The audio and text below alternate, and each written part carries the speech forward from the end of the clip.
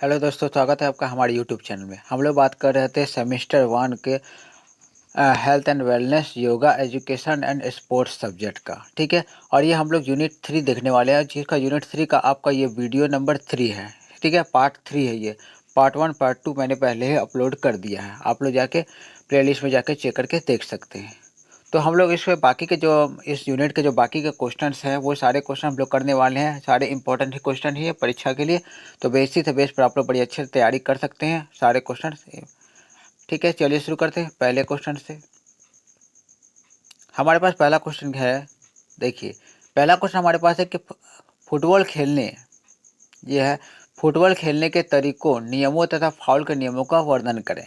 इसमें हम लोग का बेसिकली ये क्वेश्चन है कि फुटबॉल खेलने का क्या नियम है। ठीक है, तो देखते हैं। फुटबॉल खेल पश्चिमी देशों से पूर्व में लोकप्रिय हुआ।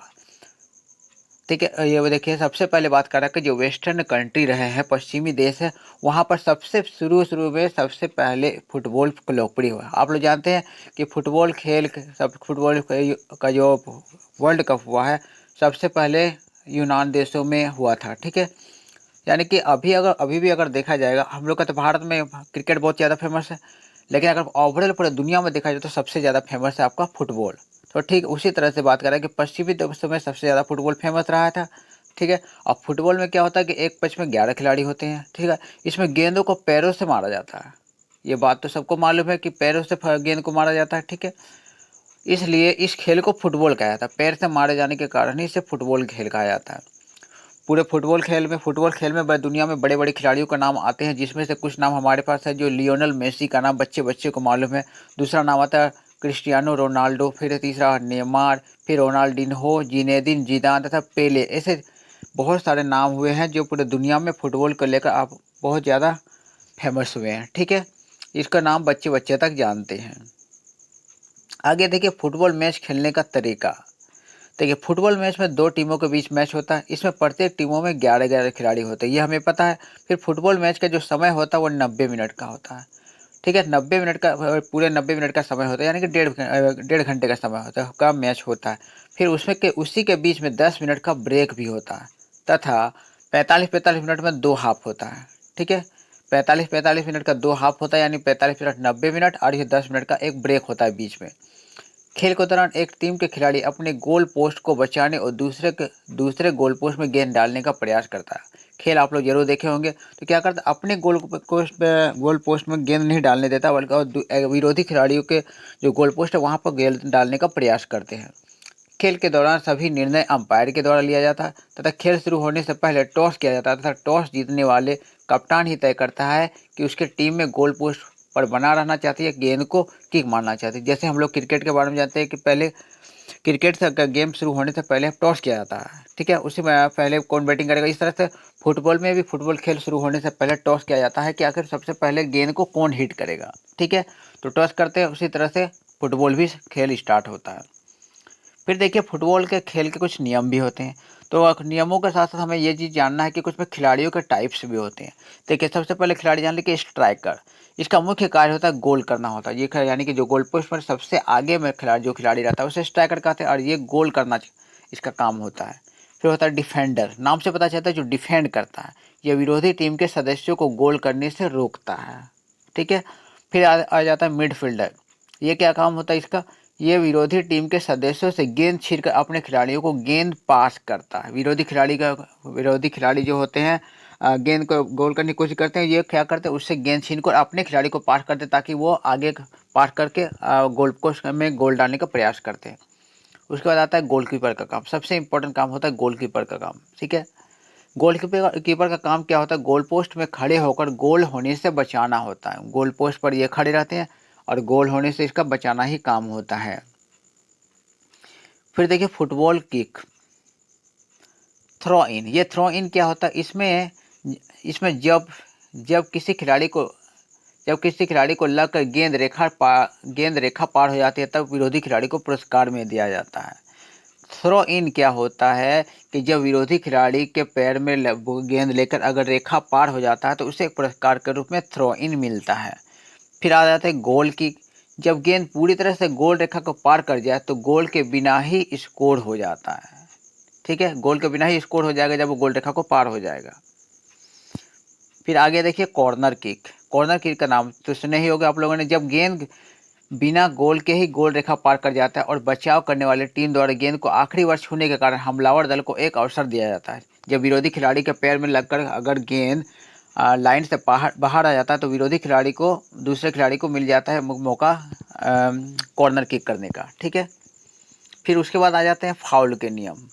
फुटबॉल के खेल में फाउल के भी बड़े नियम होते हैं। इसमें येलो कार्ड, रेड कार्ड और ऑफसाइड बड़े फेमस होते हैं। देखिए येलो कार्ड क्या होता है, जब खेल के दौरान कई बार होता है कि खिलाड़ियाँ मिसबिहेव भी करते हैं, अच्छे आचरण से खेलते नहीं है, तो उसे अलग अलग तरीके का कार्ड दिखाया जाता है। ठीक है, उसे वार्निंग दिया जाता है। तो येलो कार्ड देखिए क्या होता है, खेल के दौरान अगर कोई खिलाड़ी गलत व्यवहार करता है तो रेफरी उसे येलो कार्ड दिखाकर चेतावनी देता है। शुरू में सबसे पहले क्या काम होता है कि खिलाड़ी को गलत व्यवहार पर चेतावनी दिया जाता है, और चेतावनी कैसे दिया जाता है, तो येलो कार्ड दिखाकर दिखाया था। फिर देखिए रेड कार्ड किसको दिखाया था। येलो कार्ड के बावजूद भी यदि किसी खिलाड़ी के व्यवहार में सुधार नहीं आता तो रेफरी उसे रेड कार्ड दिखाकर खेल से बाहर कर देता, और उसके बदले में कोई दूसरा खिलाड़ी भी नहीं आ सकता।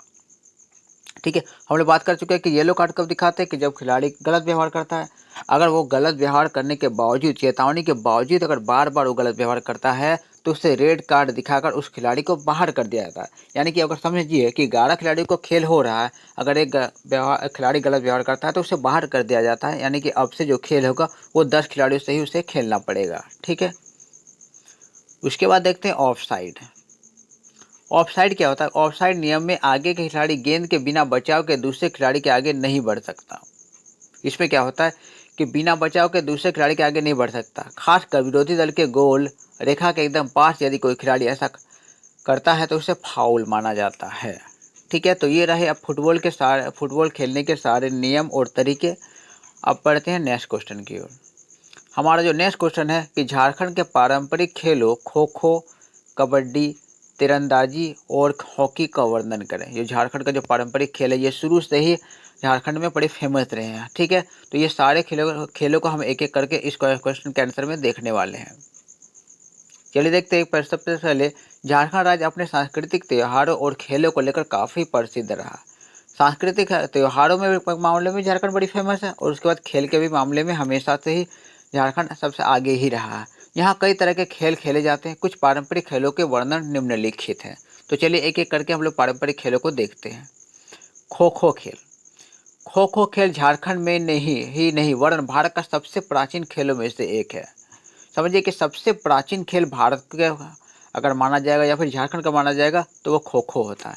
इस खेल को खोज मुख्य रूप से आत्मरक्षा, आक्रमण व प्रत्याक्रमण के कौशल को विकसित करने के लिए की गई है। इस खेल का जन्म स्थान पुणे को कहा गया है, और यह खेल काफ़ी सरल है। ठीक है, इस जो खो खो खेल है पुणे यानी कि महाराष्ट्र इसको माना गया है। खेल का जो शुरुआत वहीं से हुआ है, और ये काफ़ी सरल भी खेल है। ठीक है, खेल का मैदान के बारे में देख लेते हैं। खेल का मैदान। खो खो का क्रीड़ा क्षेत्र आयताकार होता है। खेल का मैदान क्या होता है, आयताकार होता है। यह 27 गुना 16 मीटर का होता है। यानी कि ये 27 मीटर लंबाई होता है और 16 मीटर चौड़ा होता है इसका मैदान। ठीक है, मैदान के अंत में दो मुक्त आयताकार क्षेत्र होते हैं, छोटे छोटे आयताकार क्षेत्र होते हैं, और आयताकार की भुजा 16 मीटर और दूसरी भुजा 1.50 मीटर होती है। इन दोनों आयताकारों के मध्य में दो लकड़ी के स्तंभ होते हैं। यानी कि आयताकार में दो को लकड़ी खड़ा कर दिया जाता है। ठीक है, लकड़ी के कोई एक लकड़ी का रहता ही है। ठीक है, केंद्र गली 24 मीटर लंबी और 30 सेंटीमीटर चौड़ी होती है। केंद्र का जो गली होता है उसका लंबाई और चौड़ाई इस तरह का दिया हुआ है। अब देखते हैं इसका खेल का तरीका। खो खो जो खेल होता है वो खेलते किस तरह से, कि दोनों ओर 10-10 फुट छोड़कर 4-4 फुट ऊंचे लकड़ी के दो खंभे गाड़ दिए जाते हैं। देखिए दोनों तरफ होता है, 4-4 फुट ऊंचे होते हैं और लकड़ी के दो खंभे गाड़ दिए जाते हैं। इन खंभों के बीच की दूरी 8 बराबर भागों में इस प्रकार विभाजित की जाती है कि दोनों दलों के खिलाड़ी एक दूसरे के विरुद्ध दिशा की ओर मुंह करके अपने अपने नियत स्थान पर बैठ जाते हैं। ठीक है, समझ में आया कि दोनों दलों के खिलाड़ी क्या करते हैं कि एक दूसरे के विरुद्ध दिशा की ओर, एक दूसरे की तरफ नहीं देखना, एक दूसरे को उल्टा दिशा की ओर मुंह करके खड़े हो बैठ जाना। ठीक है, प्रत्येक दल को एक एक पारी के लिए 7-7 मिनट दिए जाते हैं, और नियत समय में उस दल को अपनी पारी समाप्त करनी होती है। यानी कि दोनों के दल को 7-7 मिनट का समय दिया जाता है, और 7 मिनट में अपनी पारी को उसे समाप्त भी करना होता है। दोनों दलों में से एक एक खिलाड़ी खड़ा होता है और पीछे करने वाले दल का खिलाड़ी विपक्षी दल के खिलाड़ी को पकड़ने के लिए सीटी बजाते ही दौड़ता है। ठीक है, दूसरे पक्ष के खिलाड़ी को पकड़ने के लिए सीटी बजाते हुए दौड़ के जाता है और विपक्षी दल का खिलाड़ी पंक्ति में बैठे हुए खिलाड़ी को चक्कर लगाता है। तो यानी ये रहा कि खो खो खेलने के तरीके, जो कि झारखंड का एक सबसे पुराने पारंपरिक खेलों में से एक माना जाता है। दूसरा खेल देखते हैं कबड्डी। कबड्डी झारखंड में सबसे ज़्यादा खेली जाने वाली खेल है, क्योंकि कबड्डी के लिए तो कोई खास तरह के इंस्ट्रूमेंट की जरूरत पड़ती नहीं है। बच्चे से लेकर बूढ़े तक की बड़ी आसानी से इस खेल को खेल लेते हैं। ठीक है, साधारण शब्दों में इसे ज़्यादा अंक हासिल करने के लिए दो टीमों के बीच एक स्पर्धा कहा जाता है। ठीक है, दो टीमों के बीच स्पर्धा होता, कंपटीशन होता, ताकि ज़्यादा पॉइंट हासिल किया जा सके। ठीक है, इस नियम के बारे में पहले हम बता देते हैं कि कबड्डी का जब कोई खेल होता है तो हर एक तरफ 7 खिलाड़ियों का टीम होता है, हर एक तरफ 7-7 खिलाड़ियों का। लेकिन जो हम लोग नॉर्मली जो खेल गाँव में खेलते हैं, शहरों में खेलते हैं, तो 7 से भी ज़्यादा खिलाड़ी को लेकर भी कबड्डी का खेल खेल लेते हैं, क्योंकि उसको नॉर्मल तरीकों में उतना नियम नहीं मानते हैं।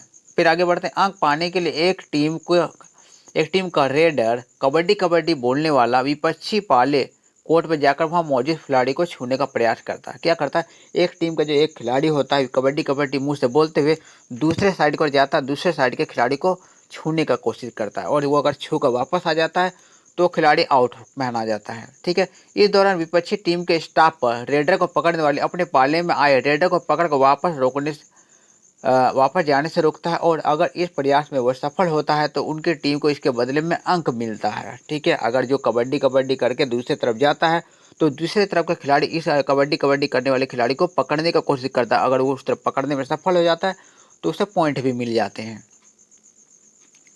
आगे देखिए। और अगर रेडर किसी स्टॉपर को छूकर अपने पाले में चला जाता है तो उसे टीम के एक अंक मिल जाता है, और जिस स्टॉपर को उसने छुआ है उसे नियमित कोर्ट से बाहर जाना पड़ता है। किसी खिलाड़ी को अगर वो छू कर वापस आ जाता है तो उसे कोर्ट से बाहर जाना पड़ता है, प्लस उसे पॉइंट भी मिल जाते हैं। कबड्डी में 12 खिलाड़ी होते, जिसमें से 7 कोर्ट में होते और 5 रिजर्व होते हैं। ठीक है, ध्यान रखिए, 12 खिलाड़ी होते हैं और जो 7 कोर्ट में होते हैं, 5 को रिजर्व खिलाड़ी होते हैं, यानी कि अगर अदला बदली भी खिलाड़ियों को कर सकते हैं। Kabaddi court dodge ball game जितना बड़ा होता है। कबड्डी का जो मैदान होता है वो लगभग मान के चलिए कि ना उतना बड़ा भी होता है। नॉर्मली हम लोग सब कोई जान भी करते हैं कबड्डी खेलने के लिए कितना बड़ा ग्राउंड की ज़रूरत होती है। कोर्ट के अजीब बीचों बीच में एक लाइन खींची जाती है जो इसे 2 हिस्सों में बांटती है। कबड्डी कोर्ट का जो माप होता है 13 मीटर और 10 मीटर होता है, यानी कि 13 मीटर लंबा और 10 मीटर चौड़ा होता है, जो अंतर्राष्ट्रीय स्तर पर जैसा खेल खेला जाता है। ठीक है, स्कूल कॉलेजों में बच्चों का मनोरंजन के लिए कबड्डी की प्रतियोगिता आयोजित की जाती है, और इस खेल में पुरुष हो या स्त्री सभी बड़े मजे से खेलते हैं। ये सबको पता है कि स्कूल हो कॉलेज लेवल में कबड्डी के तरह तरह से कंपटीशन आयोजित किया जाता है, क्योंकि कबड्डी जो ऐसा खेल होता है ना जो मनोरंजन के लिए यूज किया जा सकता है। ठीक है, और ये स्त्री हो पुरुष हो लड़की हो लड़के सब बड़े मजे से इस खेल को खेलते हैं। आगे बढ़ते हैं तीरंदाजी को लेकर। ठीक है, तीरंदाजी खेल के बारे में बात करते हैं कि तीरंदाजी मतलब तीर धनुष होता है। तीर धनुष से निशाना लगाना होता है, तो इसे तीरंदाजी कहा जाता है। तीरंदाजी का प्रयोग प्रागैतिहासिक काल से ही हो रहा है। प्रागैतिहासिक काल मैंने बहुत पुराने समय से ही तीर धनुष का प्रयोग हो रहा। आप लोगों ने जरूर रामायण महाभारत या तरह तरह के बातें सुने होंगे कि जो अर्जुन थे, भीम थे, वो क्या कहते तीर धनुष से शिकार करते थे, अर्जुन करण ये लोग। ठीक है, यानी कि तीर धनुष का जो प्रयोग का इतिहास है काफी पुराना रहा है। उस समय से लोग शिकार करते रहते तथा तीरंदाज से योद्धाओं के बीच प्रतियोगिताएं आयोजित किया जाता था। पहले क्या होता था कि जो तीरंदाजी चलाने वाले योद्धाओं के बीच पहले क्या करते थे कि शिकार करते थे, फिर तीरंदाजियों के बीच कंपटीशन भी आयोजित किया जाने लगा। ठीक है, अब तो तीरंदाजी के बड़े बड़े प्रतियोगिताएं होने लगी है और इनके बड़े बड़े धुरंधर सामने आ रहे हैं। अभी के समय में क्या होता है कि जैसे ओलंपिक होने लगा, पैरा ओलंपिक होने लगा, इस सब खेलों में क्या होता है तीरंदाजी को शामिल किया जाता है और बड़ी बड़ी स्पर्धाएं या कंपटीशन होने लगे हैं।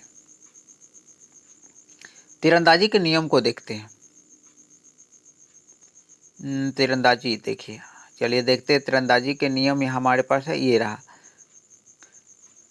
ओलंपिक में धनुष और तीर के इस खेल में प्रतिस्पर्धा करने वाले एथलीटों को एक रिजर्व धनुष और तीर का उपयोग करना होता है। जैसे ओलंपिक का खेल होता है, कॉमनवेल्थ खेल होता है, उसमें क्या होता है कि एथलीटों को क्या होता है एक धनुष दे दिया जाता है और फिर तीर दे दिया जाता है, फिर उसे टारगेट दिया जाता है कि वहाँ पर तीर धनुष चलाकर उस टारगेट को मारना होता है।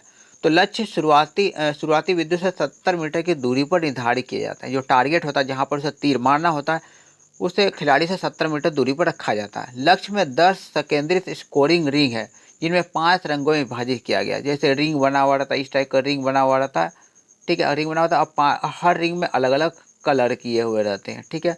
उसे क्या करना होता है, तीरंदाजी को तीर चलाकर उससे कलर में मारना होता है, बीचों बीच मारने की कोशिश करना होता है, ठीक है। जिनमें से आगे देखिए, इसके अनुसार तीरंदाजी को अंक प्रस्तुत किया जाता है। जिस तरह से जिस रंग में वो आ, तीर को निशाना लगाता है, तो रंग के हिसाब से उसमें पॉइंट निर्धारित किया हुआ रहता है। देखिए, पॉइंट के भी बारे में लिखा हुआ है कि भीतरी सोने का रंग उर्फ बुल्स आई 10 या 9 स्कोर का होता है। जो बीच में होता है, जो सोने का रंग का होता है, उसमें 10 नंबर मिलता है। फिर लाल 8 या 7 अंक का होता है, फिर नीला 6 या 5 अंक का होता है, और काला जो होता है 4 या 3 अंक का होता है, फिर सफ़ेद 2 या 1 अंक का होता है। यानी कि अलग अलग कलर को अगर निशाना लगाता है, तो उस हिसाब से उसको अंक भी दिए जाते हैं। उसके बाद देखिए हॉकी खेल। हॉकी भी झारखंड के एक पारंपरिक खेलों में से माना जाता है, ठीक है। भारत में हॉकी देखो, भारत के हॉकी टीम में झारखंड के कई नामी हॉकी खिलाड़ी दिए हैं। जैसे भारत के पहले ओलंपिक में स्वर्ण पदक जीतने वाले जयपाल सिंह, धनराज पिल्ले, सलीमा टेटे, असुंता लकड़ा, सिमराय टेटे, शिरवानुस डुंगडुंग जैसे दिग्गज ने दुनिया में अपने खेल का जोहर दिखाया है। ये जो सारे नाम हमने बताए, ये सारे नाम झारखंड के हैं। यानी कि झारखंड जो है, हॉकी के खेल के मामले में झारखंड ने कई खिलाड़ियों को दिया, जो देश दुनिया में बड़ा नाम कमाया है, ठीक है। हॉकी एक ऐसा खेल है जिसमें दो टीमें लकड़ी या कठोर धातु का या फाइबर से बनी विशेष लाठी या स्टिक की सहायता से रबड़ या कठोर प्लास्टिक की गेंद को अपनी विरोधी टीम के नेट या गोल में डालने की कोशिश करता है। हॉकी खेलते हुए आप लोगों ने जरूर देखा होगा, क्योंकि उसके पास एक हॉकी स्टिक होता है, फिर एक गेंद रहता है। वो हॉकी स्टिक से गेंद को मारकर विरोधी टीम के गोल पोस्ट में गेंद को डालने की कोशिश करता है, ठीक है। हॉकी का प्रारंभ वर्ष 2010 से 4000 वर्ष पूर्व मिस्र में हुआ है, ठीक है। बोला जाता है कि हॉकी का जो आरंभ हुआ था, कि 4000 वर्ष पूर्व मिस्र में हुआ है। भारत में इसका आरंभ 150 वर्ष से पहले हुआ है, ठीक है। 150 वर्ष पूर्व ही भारत में इस खेल का आरंभ हुआ है। आगे देखते हैं खेल के नियम। खेल के दो टीमों के बीच खेला जाता है। जो हॉकी खेल होता है, 2 टीमों के बीच खेला जाता है, और दोनों टीमों में 11-11 खिलाड़ियों का टीम होता है। टीम संयोजन में 5 खिलाड़ी forward, 3 half back, 2 full back और 1 गोलकीपर होते हैं, ठीक है। हर खिलाड़ियों को भी बांटा जाता है 11 खिलाड़ियों में, ठीक है। ये एक खेल में 35 मिनट के 2 भाग होते हैं। 35 मिनट के 2 भाग, यानी कि 70 मिनट का ये खेल होता है। फिर बीच में इसमें 5 से 10 मिनट का एक अंतराल भी होता है, गैप भी मिलता है रेस्ट करने का, ठीक है। केवल चोट लगने की दशा में खेल रोका जाता है, ठीक है। गोलकीपर मोटे मगर हल्के पैड पहनता है और उसे 30 गज के घेरे में गेंद को पैर से मारने तथा उसे पैरों से शरीर को मदद रोकने की इजाज़त होती है।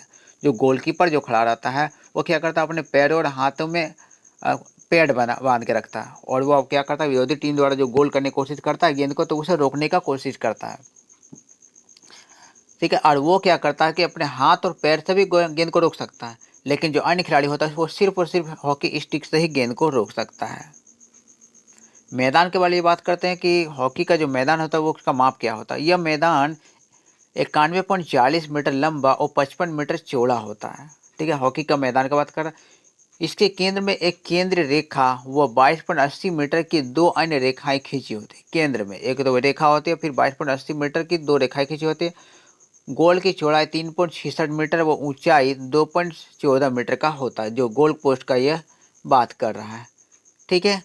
तो ये सेशन आप लोग के लिए यही तक था, और अगर वीडियो आप लोग को पसंद आया होगा तो लाइक और सब्सक्राइब कर दीजिएगा, और अपने दोस्तों को भी शेयर कर दीजिएगा। मिलते हैं हम लोग नेक्स्ट वीडियो।